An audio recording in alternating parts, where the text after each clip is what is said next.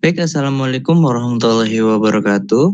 Sebelumnya saya mengucapkan terima kasih kepada Bu Debi Damayanti selaku dosen mata kuliah Kimia Material Sumatera. Baik, kami dari kelompok 1 akan mempresentasikan hasil kerja kami yaitu tentang zeolit dengan judul penerapan filter air berbasis zeolit dan pasir silika dengan penambahan karbon aktif biji salak untuk meningkatkan kualitas air embung ITERA.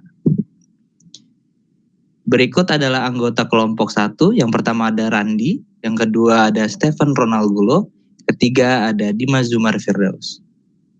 Adapun outline sebagai berikut, yang pertama ada pendahuluan, kedua ada tinjauan pustaka, dan yang ketiga ada metodologi. Baik, yang pertama ada pendahuluan. Air merupakan sumber daya alam yang diperlukan oleh semua makhluk hidup. Karena kegunaannya yang sangat penting bagi kehidupan, maka sumber daya air, penurunan kualitas air dapat menyebabkan gangguan, kerusakan, dan bahaya bagi semua makhluk hidup yang bergantung pada air. Sehingga diperlukan pembuatan filter penjernih pada air embung ITERA. Salah satu metode yang dapat digunakan dalam pengolahan air embung ITERA adalah metode filtrasi.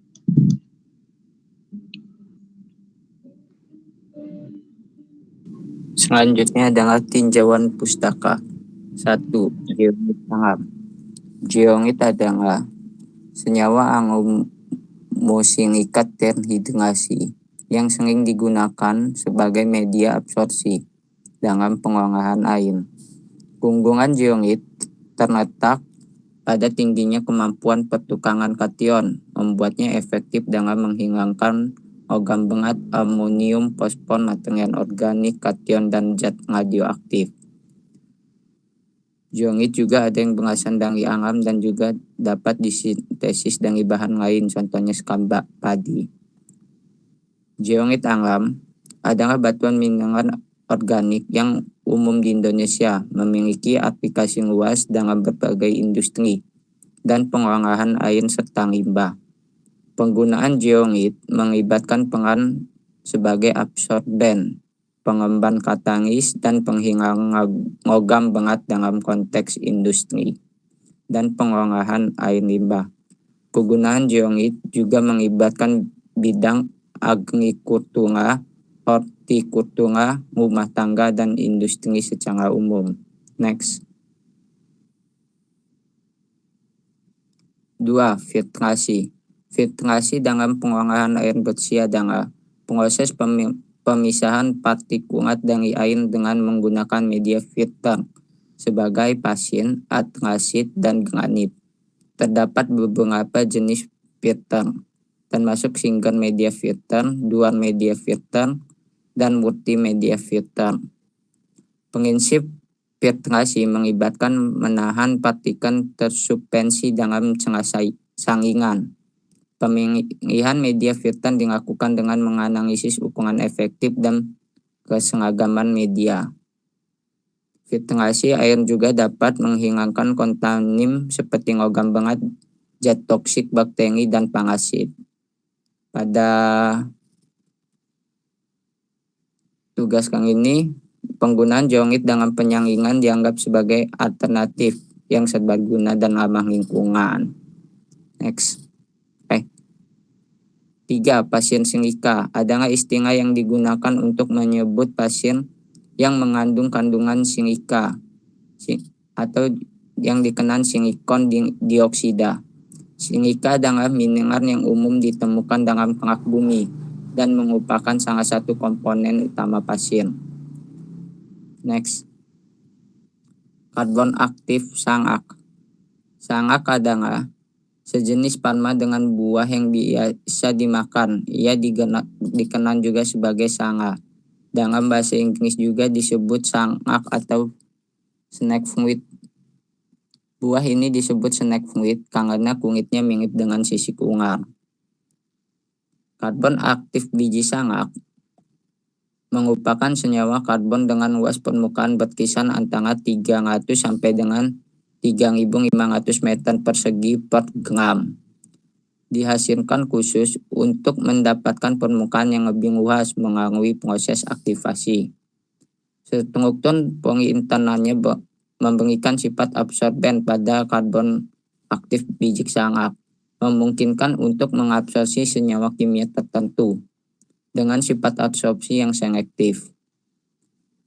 Adapun proses pembuatan karbon aktif dari biji sangap melibatkan 3 tahap utama. Pertama, proses dehidrasi dilakukan dengan memanaskan bahan baku hingga suhu 100 derajat Celcius selama 24 jam untuk menghilangkan kadar air. Proses ini dapat dilakukan pada bahan baku mentah atau setengah menjadi serbuk atau granulan selama kadar air tidak melebihi standar SNI. Bahan baku dianggap layak untuk dijadikan karbon aktif kedua. Tahap karbonisasi atau pengangangan melibatkan pirolisis atau pengangangan melibatkan pirolisis atau pembakaran tidak sempurna dari bahan yang mengandung karbon. Proses ini dimulai dengan pembentukan struktur poli untuk menghasilkan butiran dengan daya serap dan struktur yang rapi. Temperatur varian hingga 1300 derajat Celcius yang digunakan dalam proses ini. Selanjutnya kita mengaktifasi fisika. Arang dipanaskan dalam furnace pada suhu 400 sampai dengan 800 derajat Celcius dengan kondisi inert melalui penginjeksian nitrogen. Aktivasi fisika bertujuan memperluas permukaan dan struktur foli. Dan gas nitrogen digunakan untuk mengembangkan rongga dan memperluas permukaan. Proses ini endotermis dan dapat menyebabkan reduksi ukuran absorben karena oksidasi eksternal berlebih sama gas pengoksidasi difusi ke dalam karbon yang tidak teraktivasi. Next.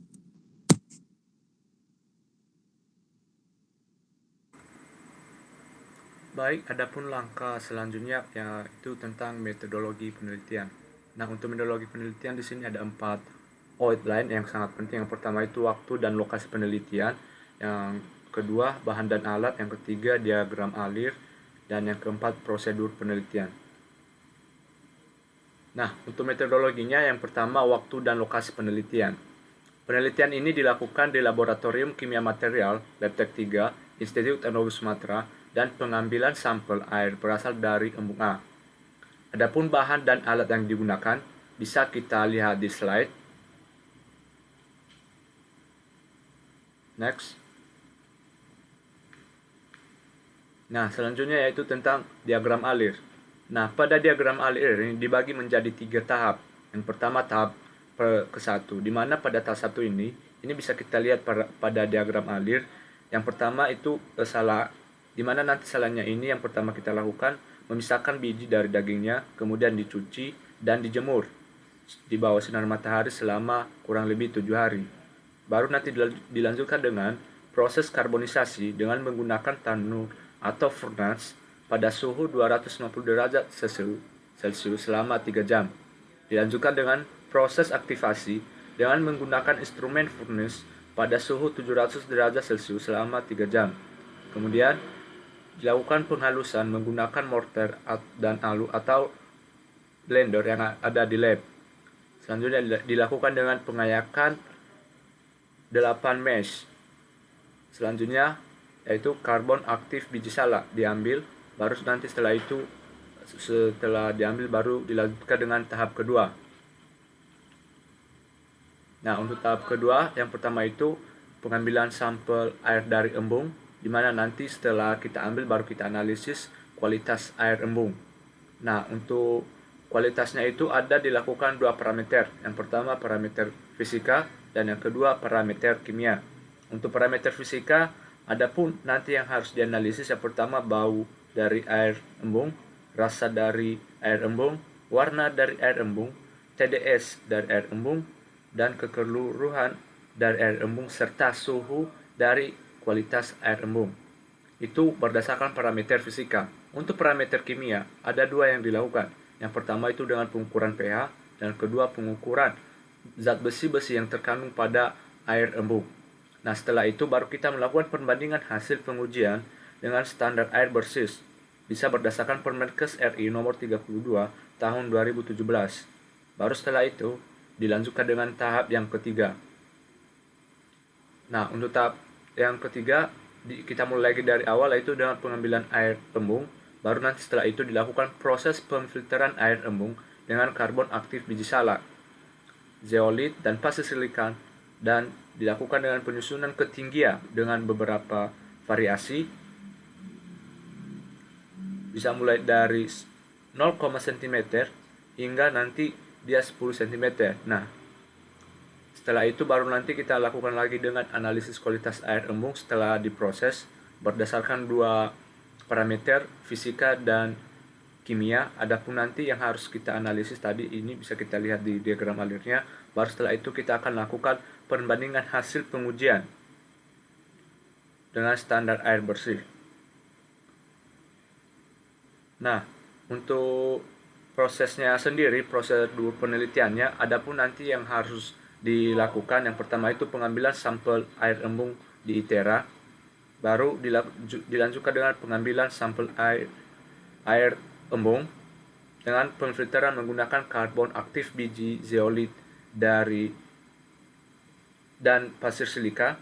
Nah, adapun nanti proses pengolahan air embung menggunakan metode pemfilteran dengan karbon aktif biji zeolit dan pasir silika, di mana nanti ada beberapa nanti kita menggunakan filternya berdasarkan 4, yaitu mulai dari 0, cm, 5 cm, 10 cm, hingga 15 cm. Baru nanti setelah itu kita akan melakukan pembuatan filter, di mana nanti yang pertama kita melakukan pembuatan rangkaian alat filter. Baru nanti setelah kita rangkai dengan menggunakan beberapa bahan yang digunakan tadi, kita akan mengambil air dari embung, dimasukkan ke dalam wadah atau botol, kemudian nanti divariasikan karbon aktif biji salak tersebut mulai dari 0,5 cm hingga 15 cm.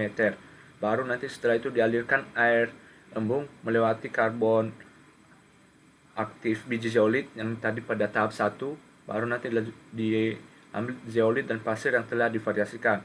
Baru nanti setelah itu kita akan melakukan pencatatan hasil dari pemfilteran dengan desain komposisi yang terbaik. Mungkin itu aja penjelasan dari metodologi, saya kembalikan kepada moderator.